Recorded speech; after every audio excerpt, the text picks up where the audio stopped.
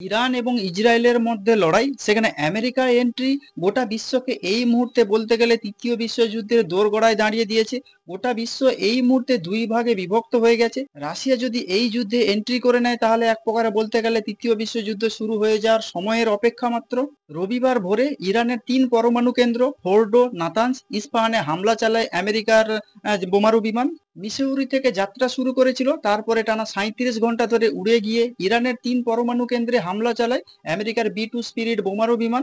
মাঝ আকাশেই ভরে নেয় জ্বালানি। এরপর ডোনাল্ড ট্রাম্পের হুঁশিয়ারি ইরানের উদ্দেশ্যে, এখনই শান্তির পথে পা বাড়ান, নাহলে আরো বড় হামলা চালাবে আমেরিকা। এই হামলা চালাতে বাংকার বাস্টার ও বি-2 বোম্বারকে কাজে লাগানো হয়েছে। ইরানের ফোর্ডো পরমাণু কেন্দ্রটি ৬টি বাংকার বাস্টার বোমা ফেলা হয়েছে। জিবিইউ-57 ম্যাসিভ অর্ডিন্যান্স পেনিট্রেটর নামে পরিচিত এই বোমা তা ফেলার জন্য বি-2 স্পিরিট বোমারু বিমান ব্যবহার করেছে আমেরিকা। যে বিমান ১৫ টন ওজনের বোমা বহনে সক্ষম। শুধু বাংকার বাস্টারই নয়, আমেরিকার নৌবাহিনী টমহক ক্ষেপণাস্ত্র দিয়ে ইরানের ২টি পরমাণু কেন্দ্র নাতানস এবং ইস্পাহানে হামলা চালিয়েছে বলে এমনটাই জানা যাচ্ছে।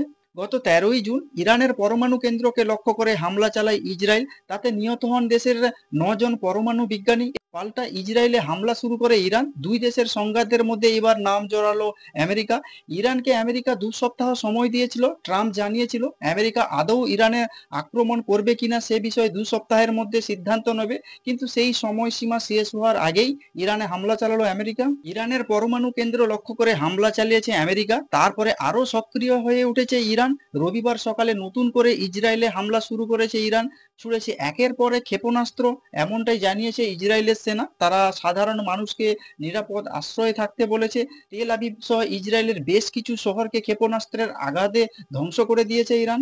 রবিবার ইসরায়েলের প্রতিরক্ষা বাহিনী বা আইডিএফ বিবৃতি দিয়ে জানিয়েছে, কিছুক্ষণ আগেই ইরান থেকে ক্ষেপণাস্ত্র ছোড়া হয় ইসরায়েলের আক্রমণ শানানোর জন্য, এবং ইসরায়েলের যে এয়ার ডিফেন্স সিস্টেম, সেই এয়ার ডিফেন্স সিস্টেমকে সক্রিয় করে দেওয়া হয়েছে। পরবর্তী নির্দেশ না দেওয়া পর্যন্ত ইসরায়েলের যে সাধারণ মানুষদের নিরাপদ আশ্রয়ে থাকার কথা বলা হয়েছে। ইরানের এই ক্ষেপণাস্ত্র হামলার ফলে তেল আবিবের বেশ কিছু বহুতল ক্ষতিগ্রস্ত হয়েছে, কিছু আবার ধুলোয় মিশে গিয়েছে। ইসরায়েলের উত্তরে হাফিফা শহরও ক্ষতিগ্রস্ত হয়েছে। মধ্য ইসরায়েলের কিছু অংশে বোমা নিষ্ক্রিয় করার কাজ করেছে ইসরায়েলের সেনাবাহিনী। এই মুহূর্তে বলতে গেলে গোটা বিশ্ব দুই ভাগে বিভক্ত হয়ে গেছে। একদিকে যেরকম ইরান, চীন, রাশিয়া, অন্যদিকে ইসরায়েল এবং আমেরিকা। আমেরিকা যেভাবে ইসরায়েল এবং ইরানের মধ্যে লড়াইতে ঝাঁপিয়ে পড়েছে, সেইভাবে যদি রাশিয়া ইরানের হয়ে ঝাঁপিয়ে পড়ে যুদ্ধক্ষেত্রে, তাহলে এক প্রকার বলতে গেলে তৃতীয় বিশ্বযুদ্ধ শুরু হয়ে যাওয়ার পথে।